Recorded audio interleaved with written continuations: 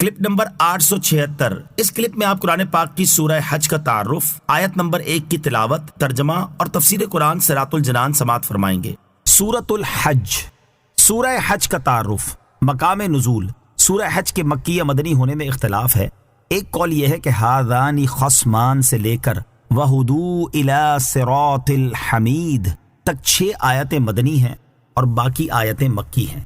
حضرت عبداللہ ابن عباس رضی اللہ تعالیٰ عنہما اور امام مجاہد رحمۃ اللہ تعالی کا ایک قول یہ ہے کہ سورہ حج مکی ہے، البتہ ہذان خصمان سے لے کر 3 آیتیں مدنی ہیں۔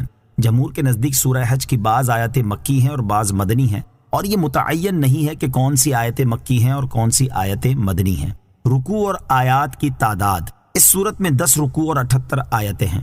حج نام رکھنے کی وجہ، اس سورہ مبارکہ میں حج کے اعلان عام اور حج کے احکام کا ذکر ہے، اسی مناسبت کی وجہ سے سورت کو سورۃ الحج کے نام سے موسوم کیا گیا ہے۔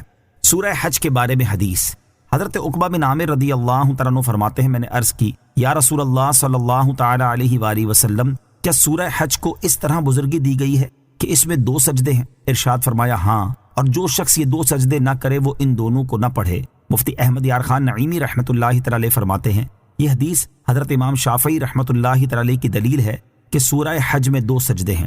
امام اعظم رضی اللہ تعالیٰ عنہ کے نزدیک مجموعی اعتبار سے تو 2 سجدے ہیں کہ ایک سجدہ تلاوت اور دوسرا سجدہ نماز، لیکن خاص سجدہ تلاوت کے اعتبار سے سورہ حج میں صرف 1 سجدہ ہے، یعنی پہلا۔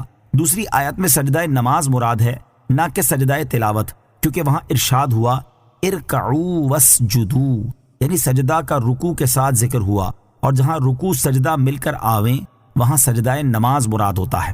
رب تعالیٰ فرماتا ہے واسجدی ورکعی۔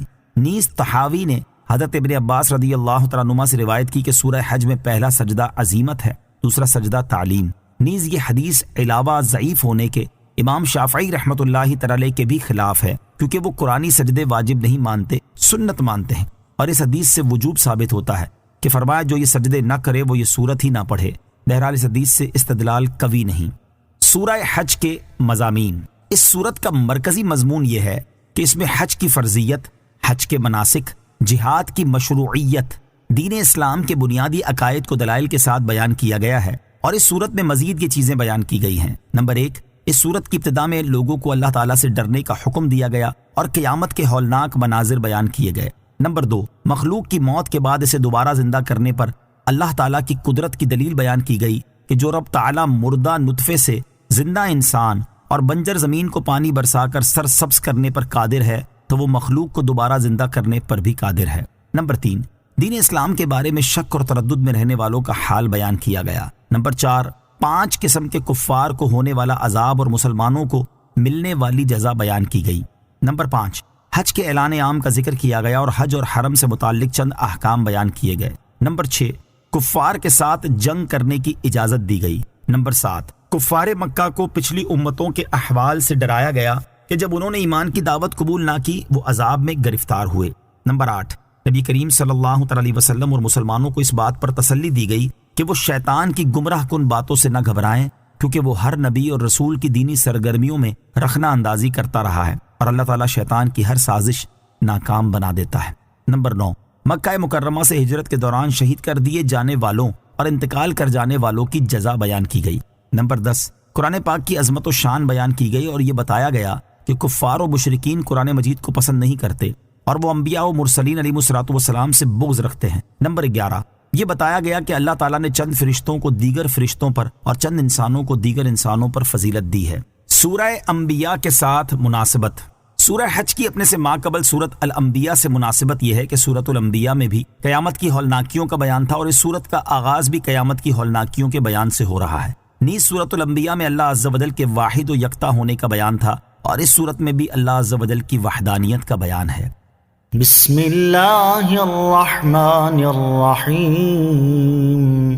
ترجمہ، اللہ کے نام سے شروع جو نہایت مہربان رحمت والا ہے۔ یا ایہا الناس اتقوا ربکم ان زلزلۃ الساعۃ شیء عظیم۔ ترجمہ، اے لوگوں اپنے رب سے ڈرو، بے شک قیامت کا زلزلہ بہت بڑی چیز ہے۔ یا ایہا الناس اتقوا ربکم، اے لوگوں اپنے رب سے ڈرو۔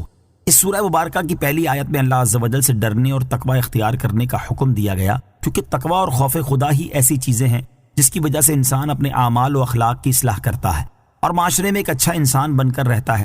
اور چونکہ تقوی اور خوف خداوندی پر سب سے زیادہ ابھارنے والی چیز قیامت ہے، لہٰذا اس کا تذکرہ بھی اسی آیت میں کر دیا کہ قیامت کی ہولناکیاں، اس کا حساب و کتاب اور اس کے احوال پیش نظر ہوں گے، تو کوئی بھی انسان کسی دوسرے کی حق تلفی، ظلم و ستم اور کسی قسم کی بھی زیادتی نہیں کرے گا۔ اس آیت کا خلاصہ یہ ہے کہ اے لوگو اپنے رب کے عذاب سے ڈرو اور اس کی اطاعت میں مشغول ہو جاؤ۔